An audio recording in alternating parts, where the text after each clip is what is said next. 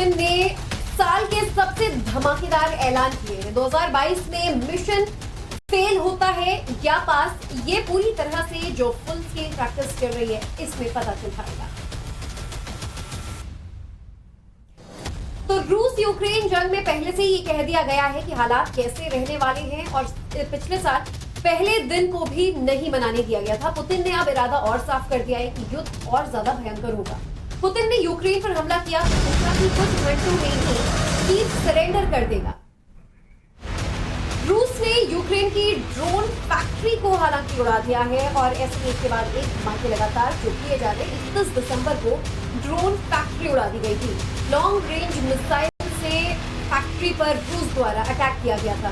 रूस ने यूक्रेन की ड्रोन फैक्ट्री को ही उड़ा दिया है और बताया जा रहा है कि इसके लिए रूस ने लॉन्ग रेंज मिसाइल का इस्तेमाल किया।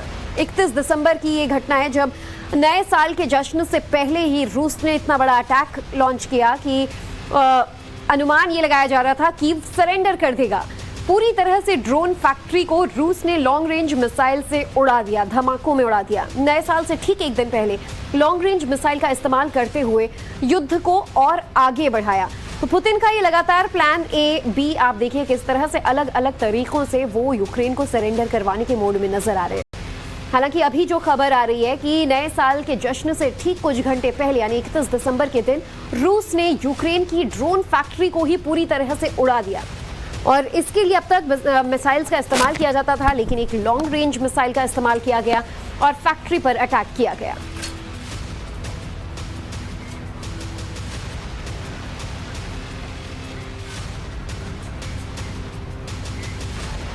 तो रूस ने न सिर्फ ड्रोन फैक्ट्री को उड़ा दिया बल्कि रूस के रक्षा मंत्रालय ने दावा किया कि 2022 में यूक्रेन का बहुत बड़ा नुकसान हुआ।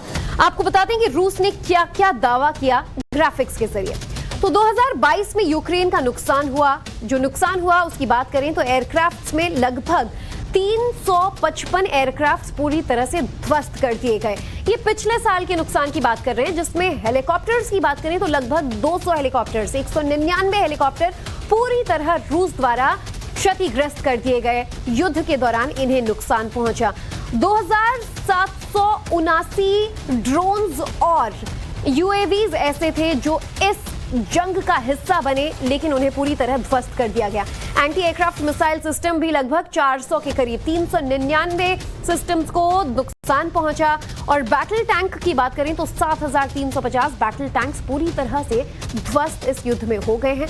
7000 से ज्यादा आर्म्ड व्हीकल्स को नुकसान पहुंचा। तो ये 2022 में यूक्रेन को हुए नुकसान की हमने बात की, लेकिन 2023 जो कि अभी शुरू ही हुआ है में अटैक का प्लान बी रूस द्वारा लॉन्च किया जा रहा है। यूक्रेन पर जल्द ही फुल स्केल अटैक करने के मूड में रूस नजर आ रहा है। 24 फरवरी से पहले यूक्रेन पर फुल स्केल अटैक रूस कर सकता है। यूरोप अमेरिका के लिए पुतिन ने ये एक्शन प्लान बनाया है कि किस तरह से 2023 में यूक्रेन को इतना नुकसान पहुंचाया जाए, वॉर फुल स्केल हो जाए और 24 फरवरी से पहले यानी कि इन 2 महीनों के अंदर ही यूक्रेन को पूरी तरह से तबाह करने का पुतिन ने प्लान बी तैयार कर दिया है। 2023 में बताया जा रहा है कि अटैक का प्लान बी है जो रूस द्वारा लॉन्च किया जाएगा। यूक्रेन पर जल्द ही फुल स्केल पैमाने पर अटैक की तैयारी में पुतिन नजर आ रहे हैं।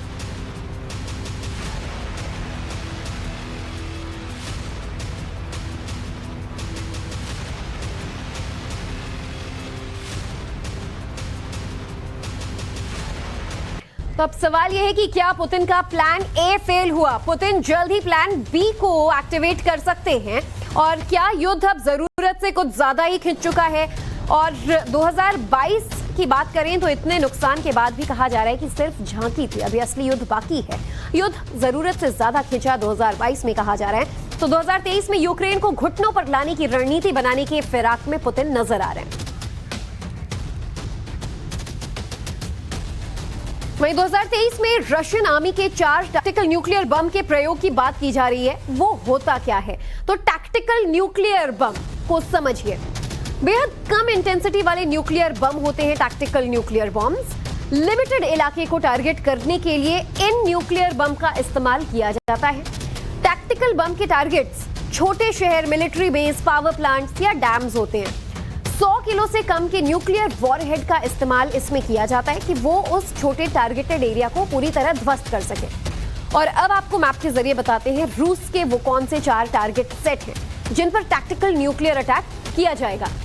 4 शहरों को टारगेट क्यों किया जाएगा? इसमें नंबर 1 जो शहर है वो है कीव, नंबर 2 टारगेट जो है वो लवीव, नंबर 3 टारगेट ओडेसा और चौथे नंबर पर ज़पोराजिया है। ये यूक्रेन के 4 सबसे आधुनिक, 4 सबसे बड़े वो शहर हैं जो कि पुतिन के टारगेट पर हैं। तो प्लान ए के फेल हो जाने के बाद प्लान बी को समझिए कि किस तरह से टैक्टिकल न्यूक्लियर अटैक इन पर किए जाने की बात कही जा रही है।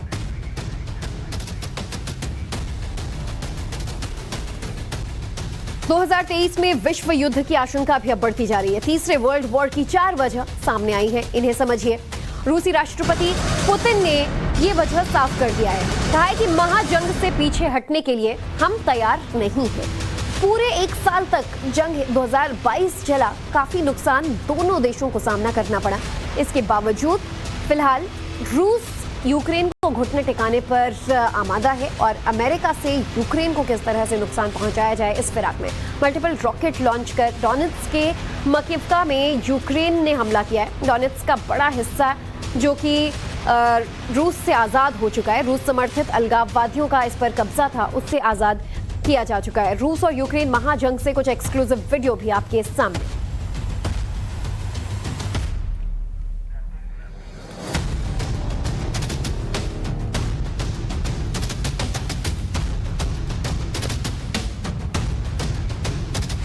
तो डोनेट्स्क के मकीवका में बताया जा रहा है कि जो रूस के में था वो हो गया है। रूस समर्थ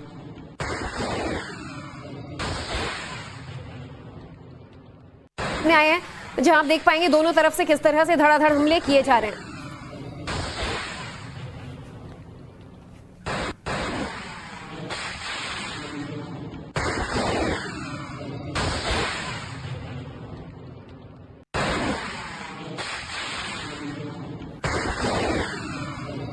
वॉर जोन में अब टैक्टिकल न्यूक्लियर बम का इस्तेमाल किया जाएगा, लेकिन उससे पहले यूक्रेन ने भी अभी हथियार नहीं डाले हैं। यूक्रेन लगातार काउंटर अटैक करता नजर आ रहा है और यूक्रेन ने हिमार्स से हमला करते हुए डोनेट्स्क का एक हिस्सा जो कि उनके कब्जे में आ गया था उसे छुड़वा लिया है। वहीं यूक्रेन में क्रीमिया से लगे कई इलाकों में लड़ाई जारी है और लड़ाई न सिर्फ जारी है, लड़ाई ने और तेजी पकड़ ली है। रूस ने फील्ड गन से हमला बोला है। ज़पोराजिया को लहूलुहान करने की कोशिश में इस वक्त रूस लगा हुआ है। रूस की रणनीति से यूक्रेन भौचक्का रह गया है क्योंकि रूस ने अब टारगेटेड अटैक शुरू कर दिए हैं। रूस ने यूक्रेन के 4 बड़े शहरों को सेट बनाकर अटैक किया है और इसमें अब सबसे पहला बड़ा अटैक ज़पोराजिया में किया गया है। हालांकि यूक्रेन को रूस की रणनीति समझने में मुश्किलों का सामना करना पड़ रहा है और इसका खामियाजा ये है कि यूक्रेन का नुकसान और ज्यादा बढ़ता जा रहा है। रूस ने इस बार फील्ड गन से हमला बोला है और ज़पोराजिया को पूरी तरह से लहूलुहान करने की कोशिश की है। इन धमाकों को देखेंगे, सुनेंगे तो दहल उठेंगे। रूस की ऐसी रणनीति है कि यूक्रेन के एक-एक कर तमाम बड़े शहरों को उड़ा देने की, और ज़पोराजिया जो कि सबसे बड़े शहरों में से एक है, यहाँ पर रूस ने फील्ड गन से किस तरह से अटैक किए इनकी तस्वीरें आपके सामने हैं। यूक्रेन भी हालांकि भौचक्का है रूस के इस प्लान से। बताया जा रहा है कि ज़पोराजिया पूरी तरह से लहूलुहान हो चुका है। क्रीमिया से लगे इलाकों में भी रूस ने अटैक किया है और कीव और लवीव समेत कई और ऐसे शहर हैं जो इस वक्त रूस के टारगेट पर हैं और टारगेटेड अटैक इन एरिया में किया जा रहा है लगातार।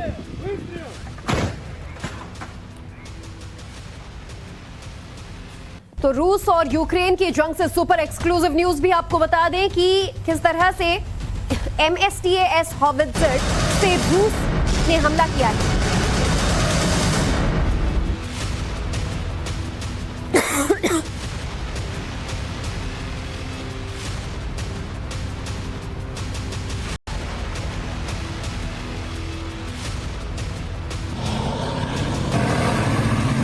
रूसी आर्टिलरी रेजिमेंट इस वक्त पूरी तरह से एक्शन में है। इन तस्वीरों को आप देखिए, समझिए किस तरह से हॉवित्ज़र का इस्तेमाल किया जा रहा है।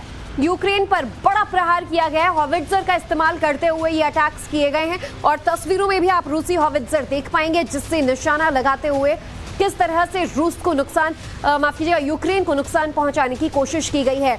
ये MSTAS हॉवित्जर बताया जा रहा है। तो रूसी आर्टिलरी रेजिमेंट जो है वो इस वक्त पूरी तरह से एक्शन मोड पर है। देखिए, पुतिन का जो प्लान है वो भी आप समझेंगे तो 2023 की शुरुआत हुई है और 2022 की तरह युद्ध को लंबा खींचने का इरादा नहीं है और जल्द से जल्द यूक्रेन को कैसे वो घुटने टिका दे, इस कोशिश में प्लान बी पर उतर आए हैं और धड़ाधड़ जो हमले हैं वो काफी तेज हो चुके हैं। तो रूस ने साल के पहले ही दिन यूक्रेन पर जबरदस्त गोलाबारी कर दी। 20 सेकंड का एक वीडियो आप देखेंगे तो समझेंगे कैसे 20 सेकंड में 40 मिसाइल अटैक किए जा रहे हैं। वीडियो में अनलिमिटेड फायरिंग हो रही है। 24 घंटे में कई शहरों पर 100 से ज्यादा अटैक भी हो गए। यूक्रेन के हर शहर में तबाही का मंजर देखने के लिए मिल रहा है। जिस तरह से नए साल के पहले ही दिन रूस ने ताबड़तोड़ अटैक किया है, यूक्रेन को संभलने का मौका भी नहीं मिला। कई शहरों में आप शायद इन गोलियों की आवाज या फिर इन अटैक्स की आवाज सुनेंगे तो 20 सेकंड के अंदर 40 धमाकों से पूरा शहर जो है वो दहल उठा। यानी कि 2022 सिर्फ एक झांकी थी। असली युद्ध की तस्वीरें 2023 के शुरुआत होते ही आपको देखने को मिल रही हैं कि महज चंद सेकंड में पूरा का पूरा शहर तबाह होता नजर आ रहा है। हमले इतने, फायरिंग इतनी कि शायद आप गिनती भी ना कर पाएं। जिस तेजी से निशाने साधे जा रहे हैं यूक्रेन के अलग अलग शहरों पर, गोलों की आवाज से आप देखिए किस तरह से बरसात की जा रही है शहर पर और दूसरी तस्वीर में आप देखेंगे किस तरह से जो अटैक्स हैं वो 20 सेकंड में लगभग 40 बार किए गए।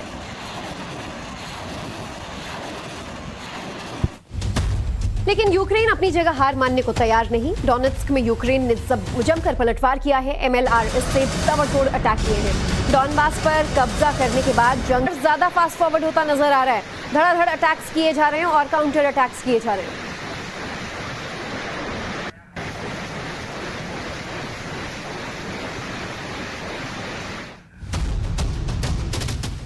और चलिए अब बात करेंगे इजराइल वर्सेस ईरान की। कैसे नए साल में नया घमासान देखने को मिला।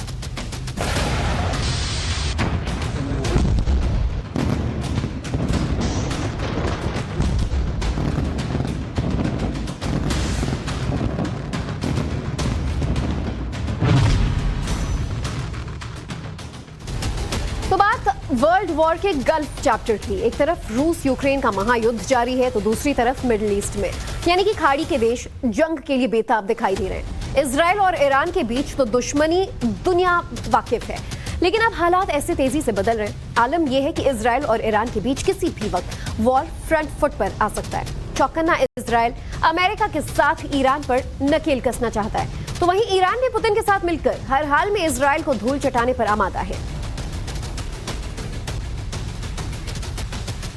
तो मिडिल ईस्ट से दुनिया की टेंशन बढ़ा देने वाली ये खबर है।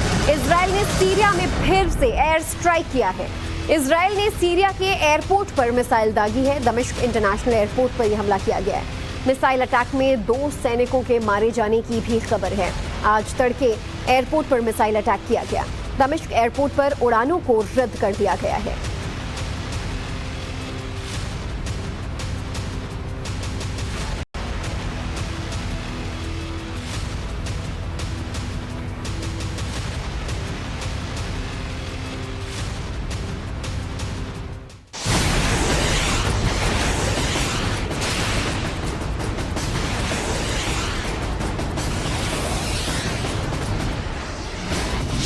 इजराइल वर्सेस ईरान, नया साल नया घमासान।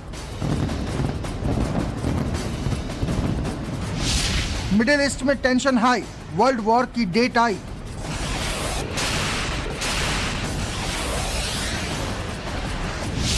मिडिल ईस्ट में भड़केगी, एक किए हैं। इससे पहले भी इजराइल लगातार सीरिया के एयरपोर्ट्स और पोर्ट्स पर हमला करता रहा है ताकि ईरान इन रास्तों से लेबनान में आतंकी संगठन हिजबुल्लाह को हथियार ना भेज सके। इजराइल की कमान एक बार फिर बेंजामिन नेतन्याहू के हाथों में है और बेंजामिन नेतन्याहू के सामने जो बड़े लक्ष्य हैं उनमें सबसे प्रमुख ईरान को परमाणु संपन्न होने से रोकना और अब्राहम संधि के दायरे में ज्यादा से ज्यादा अरब देशों को शामिल करना है। दूसरी तरफ ईरान अपने दुश्मन इजराइल को सबक सिखाने के लिए वहां आतंकी संगठनों को शह दे रहा है। आरोप है कि फिलिस्तीन के कट्टरपंथी संगठन हमास को हथियार देने के बाद ईरान ने इजराइल में आतंकियों की फौज खड़ी कर दी है। जिस तरह से ईरान पर नकेल कसने के लिए इजराइल अमेरिका की मदद ले रहा है, उस पर ईरान का पारा हाई है। खबर है कि ईरान अब रूस के साथ मिलकर वॉर जोन में नई खिचड़ी पका रहा है। ईरान पहले से ही रूस को हथियारों की सप्लाई कर रहा है।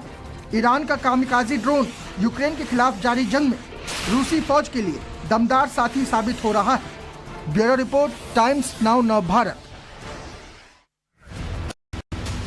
तो इजराइल और ईरान किस तरह विवाद से जुड़ी खबरें जो हैं अब वो यहां से आने लगी हैं। देखिए, इजराइल ने अब नई कमांड बनाने की कोशिश की है। ईरान को टारगेट करने के लिए इजराइल नई कमांड बना रहा है। F-35 से हमला इजराइल द्वारा किया जा सकता है। टारगेट रेंज में ईरानी न्यूक्लियर सेंटर हो सकता है। तो इजराइल की कोशिश है कि अब ईरानी न्यूक्लियर सेंटर्स को टारगेट करें, वहां बड़े हमले किए जा सकते हैं और F-35 का इस्तेमाल इसके लिए इजराइल द्वारा किया जा सकता है। और अब हम आपको ईरान के हमले का जो पूरा प्लान है सुपर एक्सक्लूसिव तरीके से मैप से समझाते हैं। इजराइल के टारगेट पर ईरानी न्यूक्लियर सेंटर है। मैप पर देखिए, ईरान के 5 न्यूक्लियर सेंटर्स का खुलासा हो रहा है। इसमें QOM, ARAK, नटान्ज, इस्फहान और बुशहर, ये वो 5 शहर हैं जहां न्यूक्लियर सेंटर्स हैं और इन सेंटर्स पर इजरायली निशाना है कि किस तरह से इनको टारगेट पे कर उड़ाया जाए। मिडिल ईस्ट में किस तरह से टेंशन का अब हालात यहाँ देखने को मिल रहा है, ये इस मैप से समझिए। ईरान के 5 न्यूक्लियर सेंटर्स आपको दिखा रहे हैं और अब इजराइल के टारगेट पर ये 5 न्यूक्लियर सेंटर्स हैं कि सबसे पहले ईरान के इस नींव को कमजोर किया जाए।